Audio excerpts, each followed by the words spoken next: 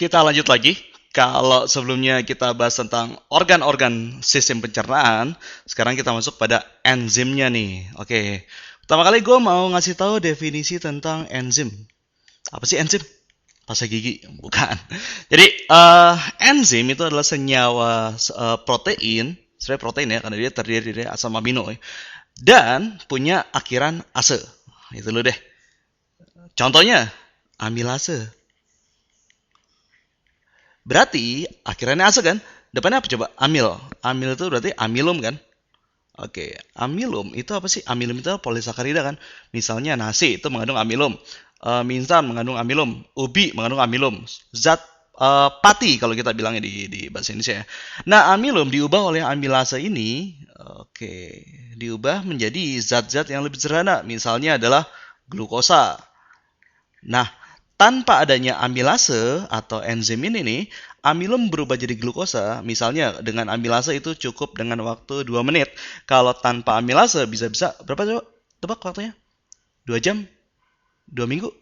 Iya, bisa-bisa 2 tahun. Iya, lama banget. Iya, makanya. Jadi, definisi enzim adalah katalis dari reaksi kan. Oke. Katalis itu artinya mempercepat reaksi. Iya.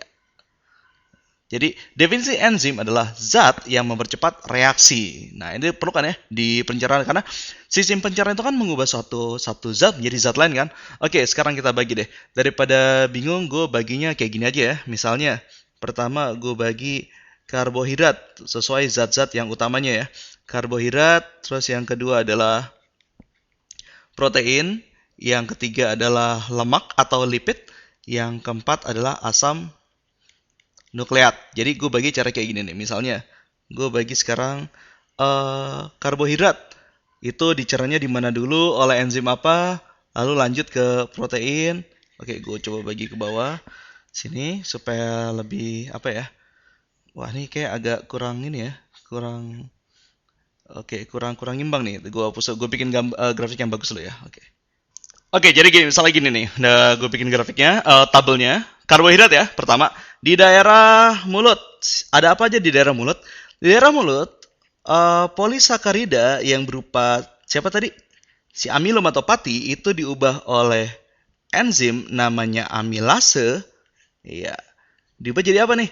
Nah, daerah selanjutnya disebut daerah lambung kan ya? Oke, di lambung nggak ada pencernaan apa-apa.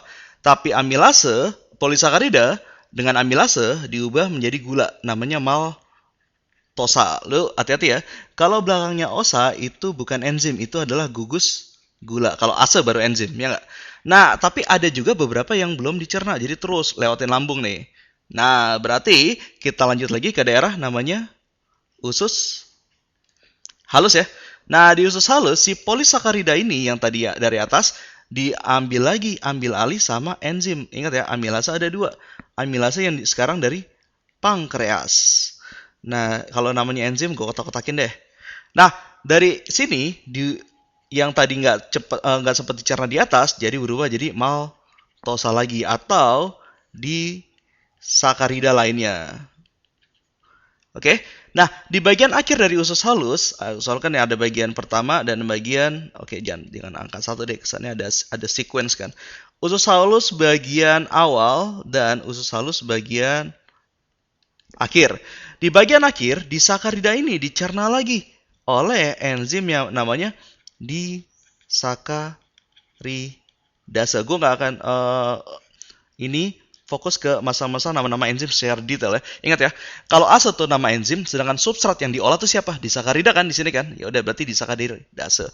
Nah, hasil akhirnya berupa zat yang namanya monosakarida. Contohnya apa? Iya, glukosa, fruktosa atau galaktosa lalu diangkut oleh si kapiler darah. Oke, selesai ya. Si karbohidrat berarti ada dua enzim yang berperan. Amilase pankreas dan disakaridase. Nah, sekarang kita lanjut ke protein. Protein ada apa di mulut? Enggak, protein enggak ada apa-apa di mulut. Protein baru mulai bekerja di daerah lambung. Berarti protein itu dengan enzim namanya pepsin. Nah, diolah menjadi asam amino. Belum.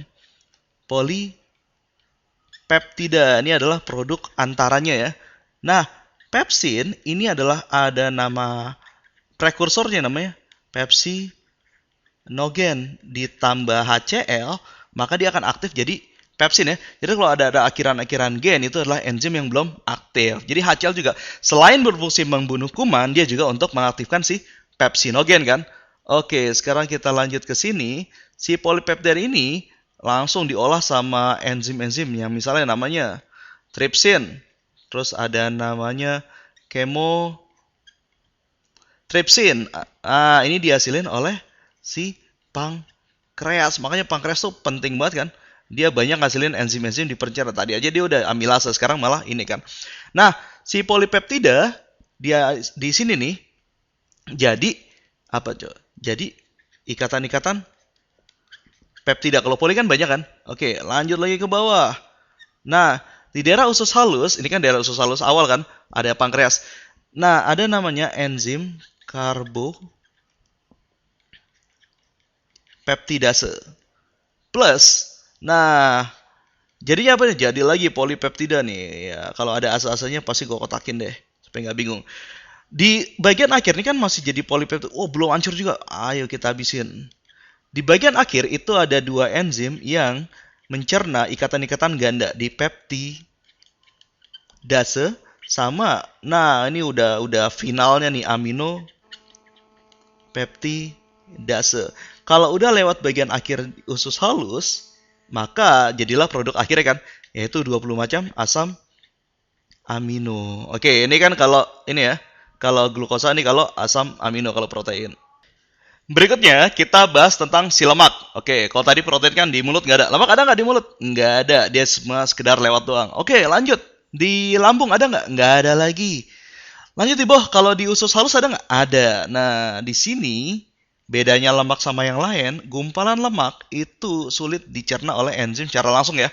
Maka dari itu perlu peranan ini dia. Walaupun bukan enzim, gue kotakin juga deh. Garam empedu. Guna dari garam empedu ini adalah untuk emulsi, jadi dipecah secara mekanik jadi kecil-kecil ya. Contoh gini deh, kalau lo pernah makan gorengan atau megang minyak, terus lo cuci tangan pakai air, bisa nggak? Agak susah kan ya? Nah, itu karena air bersifat senyawa polar, sedangkan lemak itu bersifat senyawa non-polar. Nah, untuk gimana kalau gitu lo cuci tangan dengan tangan berminyak gitu? Biasanya pakai sabun kan? Nah, sabun itu sifatnya hampir sama seperti garam-garam empedu, jadi bisa melarutkan si lemak. Oke? Nah, karena itu dia nggak mencerna jadi itu ya, seperti enzim ya, tapi secara fisik dari gumpalan dia berubah jadi butiran lemak. Oke, nah baru fungsinya si pankreas nih ada enzimnya lipase, berarti enzim untuk mencerna si lipid kan, lipase dari pankreas. Nah, begitu butiran lemak kena lipase pankreas, dia akan berubah menjadi dua molekul, yaitu asam lemak yang ada jenuh sama tak jenuh dan gliserol. Oke ya. Lalu dia diangkat oleh kelenjar limfe. Kalau ini kan oleh darah kan. Nah, berikut yang keempat loh. Dari tadi kan gue belum ngomongin asam nukleat. Asam nukleat, oke, kalau gue kasih tau di mulut nggak dicerna, di lambung juga nggak dicerna. Baru ada di usus halus. Asam nukleat tidak lain tidak bukan adalah DNA dan RNA. Sekarang coba lu tebak deh. Makanan apa yang lu makan itu nggak mengandung DNA atau RNA? Agak sulit ya, karena tiap makanan yang lu makan itu berasal dari makhluk hidup kan? Kecuali lu makan batu. Nah, makhluk hidup itu mengandung sel kan? Di dalam tiap sel pasti ada DNA kan? Buat apa DNA? DNA ketika kena enzim ini, nuklease. Lagi-lagi dari siapa? Dari pankreas. Nuklease dari pankreas, dia akan berubah menjadi senyawa satuan-satuannya namanya nukleotida. Nah, nukleotida ini masih bentuknya agak ini ya, masih terikat basa nitrogen. Lalu dia akan kena enzim satu lagi, nukleotidase. Oke, kita dapat nukleotidase, dia dapat basa nitrogen udah kepisah. Namanya adalah bedanya nukleotida sama nukleosida nanti lo pelajari di kelas 3 di bagian tentang DNA atau RNA. Tapi sekarang lo tahu dulu bahwa nukleotida itu dengan adanya basa nitrogen, sedangkan nukleosida itu tanpa basa nitrogen.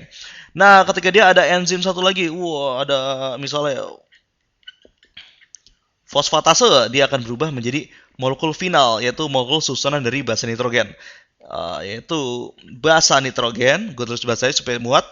Gula pentosa, satu lagi adalah fosfat.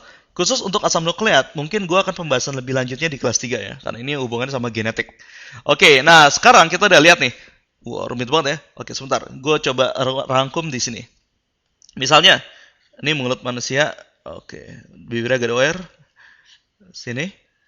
Terus agak lambung. Pankreas. Di usus halus. Ya, ada 3. Nah, appendix. Usus besar. Iya, ke sini. Oke, coba gue ini deh, gue kasih ringkasan. Di mulut itu pencernaan yang dimulai adalah karbohidrat. Di mana enzim yang sangat berperan adalah petialin. Loh, tadi katanya amilase, sama aja. Nah, petialin atau amilase itu mengubah karbohidrat atau zat pati kompleks menjadi apa tadi? Gula maltosa. Maltosa itu masih di sakarida ya.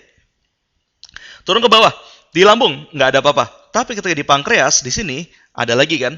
Yaitu diubah lagi. Oke. Tapi intinya karbohidrat itu dimulai dari mulut. Sekarang gue mulai yang kedua. Protein. Protein pencernaannya dimulai di daerah lambung.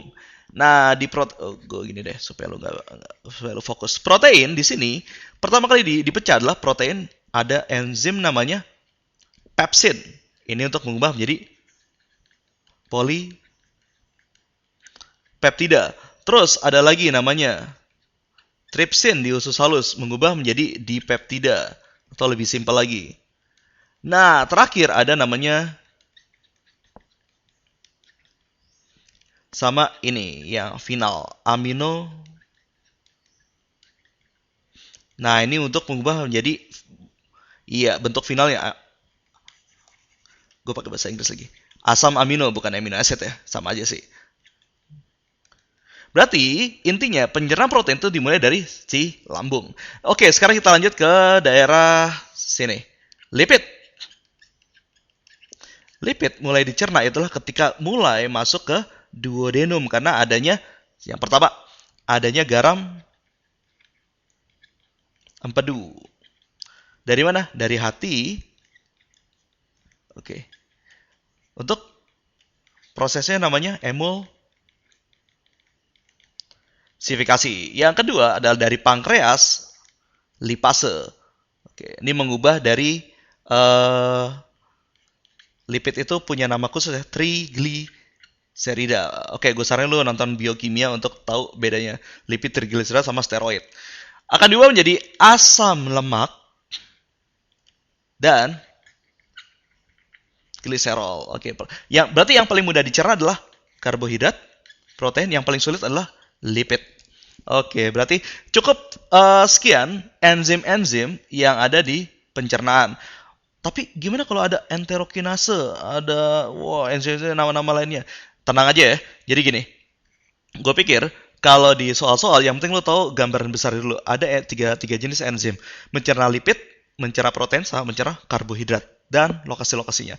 Dan lo tahu asal mula di mana dia dicerna, itu aja. Kalau lo cuma ngapalin itu gampang. Kalau emang lu pengen ngapalin, jujur aja itu gampang banget. Tapi yang sulit adalah mengerti konsep secara keseluruhan baru dimasukin ke otak. Oke? Kalau udah lu ngerti ini, lu sekarang mau ngapalin 5 menit juga jadi. Oke? Cukup enzim-enzim di pencernaan manusia.